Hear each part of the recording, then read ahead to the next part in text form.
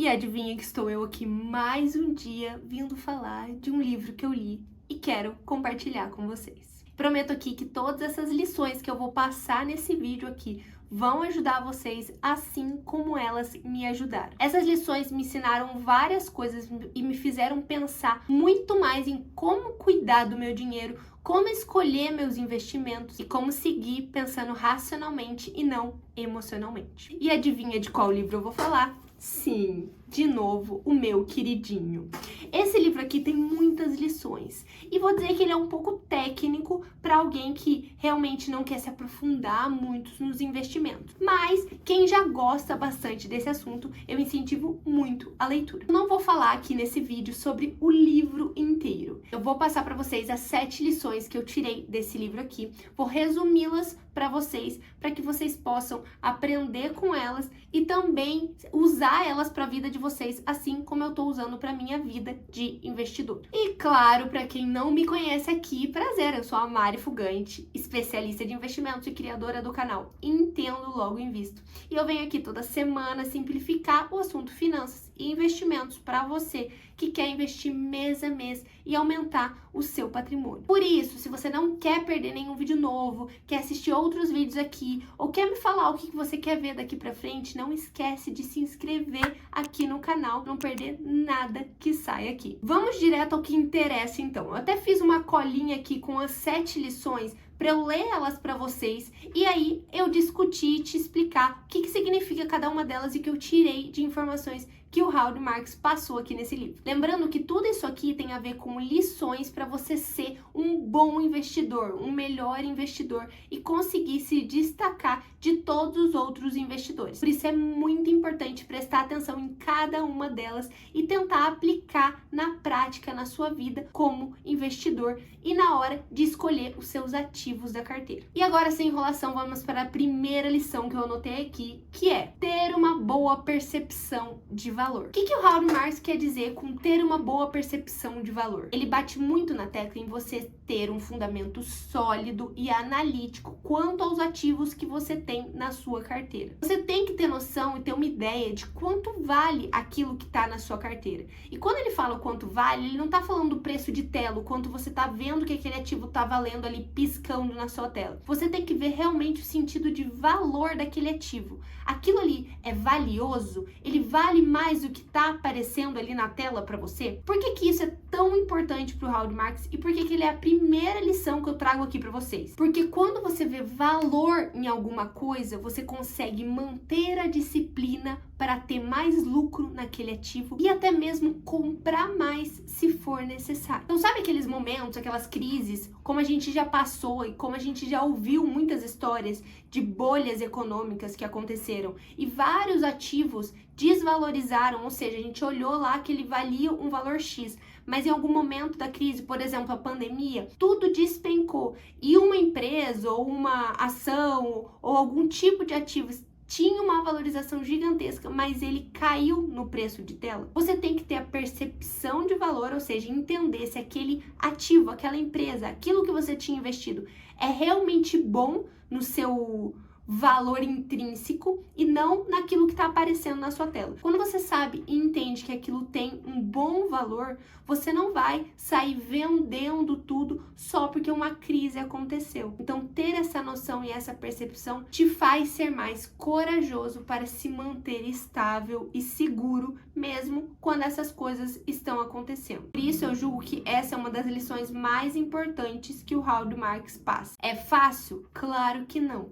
Mas saber que a gente precisa sempre desenvolver nossa percepção de valor é um pontapé inicial quando a gente quer se destacar nesse mundo dos investimentos. Segunda lição que eu aprendi com o Howard Marks: não fazer parte do rebanho. A gente tem que entender aqui, e ele cita isso várias vezes, que os ciclos econômicos acontecem sempre. Ou seja, tem altas, tem baixas o tempo todo. E a maioria das pessoas acha que quando tem uma crise, aquilo vai continuar para sempre. Ou quando tem uma alta, aquilo vai continuar para sempre. Mas não é isso que acontece. E o que as pessoas fazem nesse momento? Se é um momento de crise, tá todo mundo desesperado, vai todo mundo pro lar desesperado. Se é um momento de alta, tá todo mundo comprando, feliz da vida, vai todo mundo para lá comprar. E todo mundo vai entrando num rebanho. Isso é a consequência do nosso psicológico. Howard Marks até faz uma analogia desse psicológico das pessoas com a similaridade com a oscilação de um pêndulo. Porque o pêndulo vai de um lado para o outro, de um lado para o outro. E é isso que acontece com as pessoas. Quando a crise acontece, vai todo mundo para um lado. Quando vai a alta, vai todo mundo para o outro lado. Só que o ponto da lição de não fazer parte do rebanho é justamente estar na extremidade contrária do pêndulo. Isso faz você ter mais êxito e evitar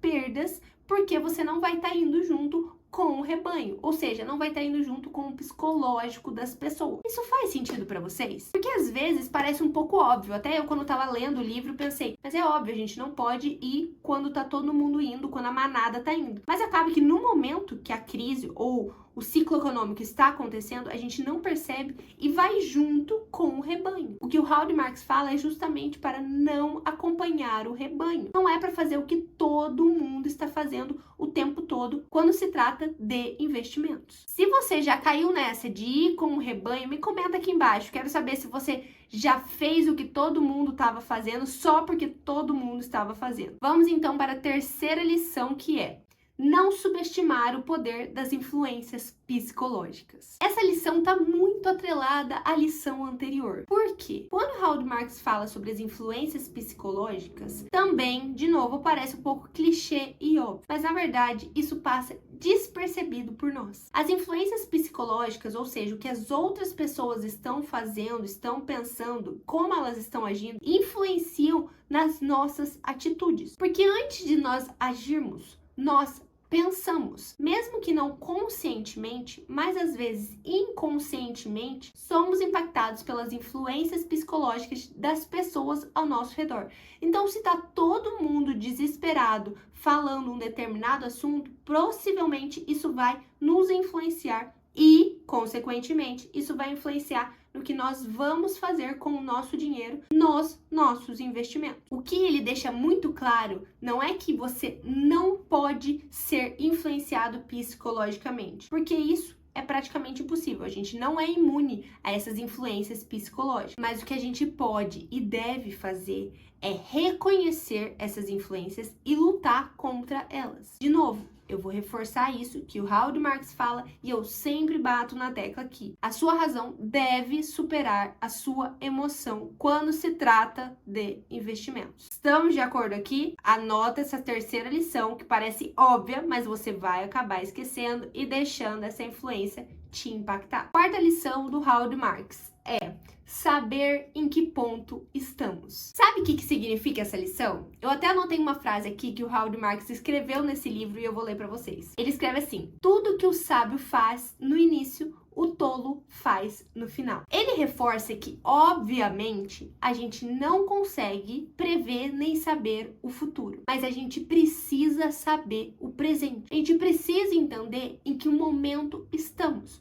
O que está acontecendo hoje? Em que situação estamos hoje? Como está a economia agora? Como estão os meus investimentos hoje? Entendendo agora, fica muito mais fácil entender que ponto os mercados estão nesse ciclo, porque os ciclos existem. Sempre vai existir o mercado em alta e depois de um mercado em alta vai existir uma crise, depois de uma crise vai ser o mercado começando a se recuperar e assim sucessivamente. Isso acontece em períodos de tempos diferentes, mas a gente consegue entender a situação atual, a gente consegue avaliar como está o mercado agora, se ele está muito em alta ou muito em baixa e melhor ainda, entender como está o comportamento do rebanho. Tá todo mundo muito aflito, desesperado querendo vender? Aí já acende uma luz, um alerta que a gente talvez tenha algumas oportunidades na mesa. Ou todas as pessoas nesse momento estão querendo comprar, tem muito dinheiro na mesa, tá tudo rodando. Talvez também seja um alerta que a economia esteja muito aquecida. Mas isso são só suposições e são entendimentos que a gente tem que tentar ter do mercado e da economia para não precisar acertar o momento exato, mas também não ficar à mercê do rebanho e fazer o que todo mundo está fazendo. O Howard Marks fala muito que a gente deve agir contra a maré, que é ser cauteloso quando tá todo mundo mais despreocupado e ser um pouco mais agressivo quando tá todo mundo desesperado. Quinta lição, e eu vou dizer pra vocês que eu acho que essa lição aqui é a minha preferida. E antes de eu continuar ela, eu quero pedir aqui pra vocês curtirem esse vídeo se vocês estão gostando dele até agora. E a quinta lição é entender que o risco é mais do que volatilidade. Gente, vamos lá. O risco não é só atrelado à volatilidade. O risco é muito mais do que um ativo que está se movimentando ou tendo uma oscilação muito grande, caindo muito ou subindo muito em determinados períodos de tempo. Não é só isso que define um risco. Isso é importante ser ressaltado porque às vezes muitas pessoas colocam na carteira de investimento ou investem em determinados ativos que tem uma volatilidade mais baixa, pensando que está correndo um menor risco. Mas na verdade, para você evitar o risco, você tem que evitar perdas permanentes. E como você faz isso? Montando uma carteira estratégica e diversificada. Essa diversificação tem que ser feita através da correlação de risco-retorno. Ou seja, os ativos que compõem a sua carteira têm que responder de uma forma diferente ao mesmo evento que ocorre ao redor deles. Em outras palavras, isso quer dizer o quê? Se você investe em um determinado ativo A, B e C e ocorre, por exemplo, uma crise nas companhias aéreas, os seus ativos A, B e C não podem juntos se movimentarem da mesma forma. Ou seja, eles não podem responder do mesmo jeito. Os três não podem cair, os três não podem subir do mesmo tanto. Porque dessa forma você não vai estar descorrelacionando a sua carteira da maneira que você deveria para evitar o risco. Porque o risco é evitar a perda permanente. Você ter três ativos que respondem da mesma forma a um determinado evento que aconteceu não protege a sua carteira de perder permanentemente. Isso fica claro para vocês quando eu digo que o risco não é só volatilidade? É por isso que eu julgo que essa lição é uma das mais importantes e talvez seja a minha preferida. Porque não adianta você escolher ativo só pela baixa volatilidade. Você precisa entender a relação risco-retorno desse ativo com os outros ativos dentro da sua carteira, para conseguir ter essa boa diversificação de risco. Tá, eu falei que essa era a minha lição preferida, mas eu acho que a sexta é mais preferida ainda. É preciso escolher a sua batalha. Sim, essa é a lição do livro do Howard Marks que eu denominei dessa forma. Por que é preciso escolher a sua batalha? Uma das coisas que ele destaca nesse livro aqui é sobre o investimento defensivo. E ser um investidor defensivo é ter o controle de risco da sua carteira. Só que para você ser um investidor defensivo, você tem que abrir mão de certas coisas. Porque se você quer proteger a sua carteira, você tem que escolher entre não ser arruinado em momentos ruins e ter um retorno extraordinário em momentos bons. Em outras palavras, não dá para ter tudo, galera. Não dá para você ter um puta de um retorno extraordinário e mesmo assim, em momentos ruins, não ter uma perda gigantesca. Você tem que escolher a sua batalha. Eu particularmente gosto mais da batalha de não ser arruinado em momentos ruins do que ter retornos extraordinários em momentos bons. Quando você escolhe ter retornos extraordinários em momentos bons, você está escolhendo correr o maior risco e, consequentemente, poder ser arruinado em momentos ruins. Nesse caso, eu prefiro ser um investidor defensivo, que é me proteger em momentos ruins, ou seja, eu não vou ganhar, mas eu não vou ser arruinado, não vou perder tanto, do que eu ter aqui um baita de um retorno com a possibilidade de logo em seguida, por causa dos ciclos econômicos, eu poder ter essa ruína aqui. Então, essa lição é a que você tem que anotar aí na sua agenda, levar para a sua vida e anota aí, é preciso escolher as suas batalhas. Não, na vida não dá para ter tudo e nos investimentos também não. E a sétima lição tá ali, ó, casadinha com a sexta que eu acabei de passar para vocês, que é ter uma margem de erro evita a sua ruína. Vamos pensar aqui que a maioria dos investimentos vão ter êxito e vão ter um retorno super bom, se o futuro for como previsto. Então, se a taxa Selic for X, o retorno vai ser bom. Se a economia for fortalecida e as empresas começarem a lucrar mais, os investimentos vão ter êxitos maiores. Mas se o futuro não for como se espera, que na maioria dos casos não é preciso ter uma margem de erro para você não ser levado à ruína e os seus resultados serem toleráveis. Então, sabe quando você vai tomar uma decisão aí na sua vida? Você pensa, qual a pior coisa que pode acontecer? E você mensura aí a pior coisa e fala, beleza, então eu tenho que me proteger aqui pra essa pior coisa, se acontecer, eu não ficar sem emprego, eu não ficar em casa, sem comida, sem fazer o que eu preciso fazer. Os investimentos é a mesma coisa. Você precisa ter uma margem de erro.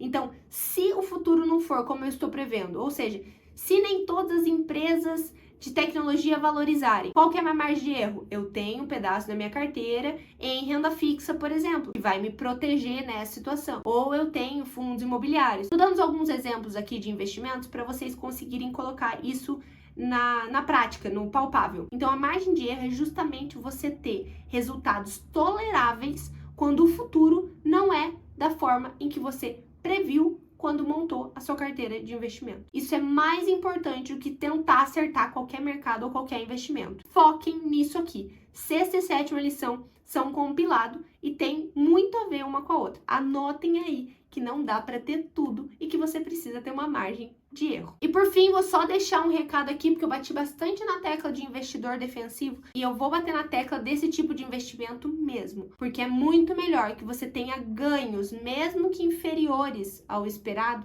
em troca de uma proteção de risco, mesmo que você não precise usá-la. De novo, o risco sempre existe, não é porque ele não aconteceu que ele não existiu. Então, sempre pense nisso na hora de montar a sua carteira de investimentos e pensar em onde alocar o seu dinheiro. Eu sei que foi mais um vídeo de livros, mas eu gosto bastante disso e eu sei que esse livro aqui é repetitivo, acho que eu já falei dele em 3, 4 vídeos aqui, mas eu nunca vou deixar de dizer que esse é um dos melhores livros que eu já li. Eu prometo que eu venho aqui com outros livros diferentes que eu tenho lido ultimamente. Também tem um vídeo aqui com alguns livros que eu recomendo, acho que eu recomendei uns 8, 9 livros. Aqui tem um vídeo, vocês podem procurar aí. E claro, se esse vídeo fez sentido pra vocês, se te ajudou de alguma forma, não esquece de deixar o curtir aqui embaixo e, claro, se inscrever aqui no canal. E não deixe de colocar o seu comentário aqui me dizendo o que você achou desse vídeo, o que você tem achado dos outros vídeos, porque eu faço esses vídeos para ajudar vocês, para chegar em mais pessoas e atingir o maior número de pessoas possível nesse mundo dos investimentos.